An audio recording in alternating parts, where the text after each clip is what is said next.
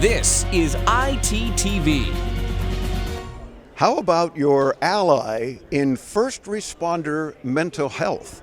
Now, there's something that we don't talk enough about for our first responders, police and fire and security and military, and there's so many folks that need that kind of assistance. Whether it's after a massive event or whether it's after just a stressful call. We'll talk about how someone, our next guest, can help you with.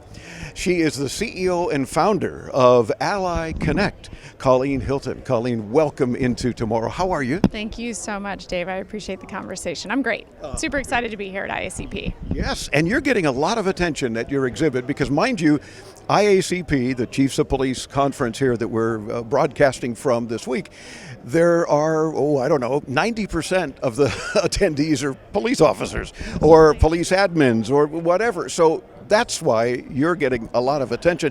Tell me a little bit about your company, and then let's get into why you're doing what you're doing and how. Yeah, so Alli Connect is a technology platform backed by our live team, really dedicated to helping first responders and departments build proactive mental health programs so that everyone can end their career as healthy as they started.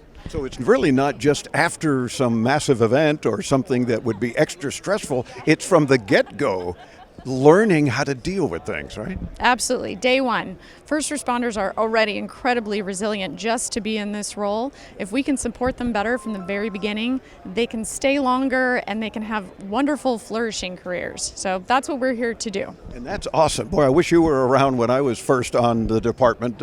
Most of our audience knows I spent many years with the Miami-Dade Police Department. Most of our audience also knows what you and I talked about off camera, how our director attempted suicide. And while it may have been a domestic issue, the point is, you brought up another good point about how the brass, if you will, the senior officers in many departments, suffer perhaps more mental anguish than some of the officers might. Absolutely. It's incredibly stressful right now to be in policing, but probably even more so in leadership in policing. And without the same level of community support, there can be isolation. And that can lead to depression, anxiety, stress, and unfortunately, what we saw with the recent tragedy.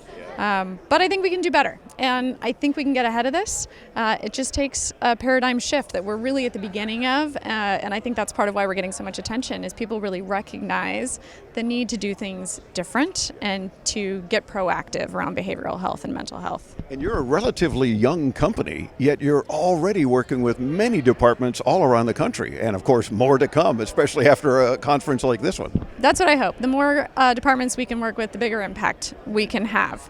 But you're right. We're about a 3-year-old company. I've spent 25 years, though, in law enforcement mental health as a licensed therapist myself and a former police spouse. So we're really mission-driven and wanting to get this out and into everyone's hands. You said former police spouse. Is he still on a department somewhere? He is. We got divorced. No surprise.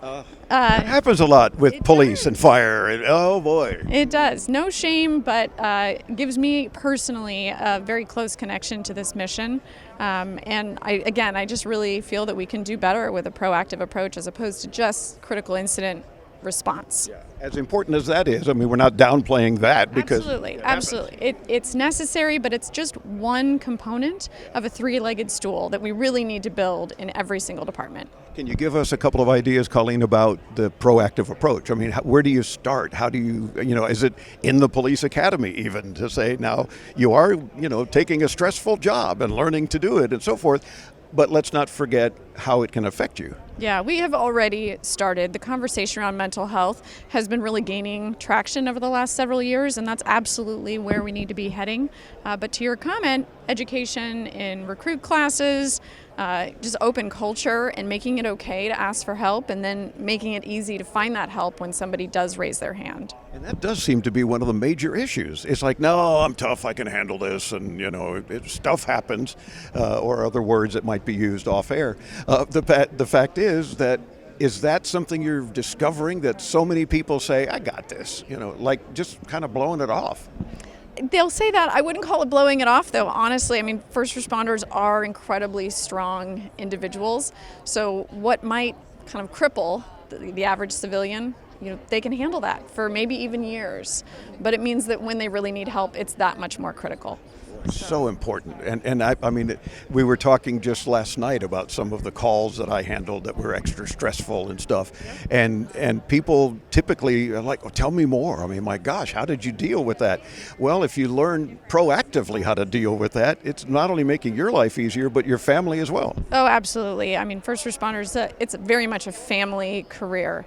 And being able to support not just the individual and the officer, but their spouse and their children and, frankly, the retiree community. It's a big transition to come out of this kind of a career. You lose a sense of identity. So again, we need to be doing better from day one all the way through retirement. So you're looking, especially at this police conference, for other departments that are saying, you know what, we got to step up and actually be proactive. Where do we start? Absolutely. We want to help every department build a custom program for them, because I know every department is different and their needs are different. But we got to be doing something, and you got to start somewhere. So we're here to hopefully be a part of that mission. Awesome. Alli Connect. Colleen and her team are doing a heck of a job. Like I say, I wish you were around when I started as a police officer, because you certainly would have helped a lot of people. But you're doing it now, and that's important. How does one get more info? You can go to our website at alliconnect.com and reach out to anybody on the team. We'd love to chat. And for the radio audience, it's ALLI Connect, alliconnect.com. We'll get you there too when you visit us at intotomorrow.com. Thanks so much for spending a few minutes, and continued good luck here at the show. Thank you. Have a great day. You too. My pleasure. I'm Dave Graveline. We're back with more from San Diego this week and the International Association of Chiefs of Police Conference. Yeah, it's a mouthful. Stay tuned right here on the Advanced Media Network.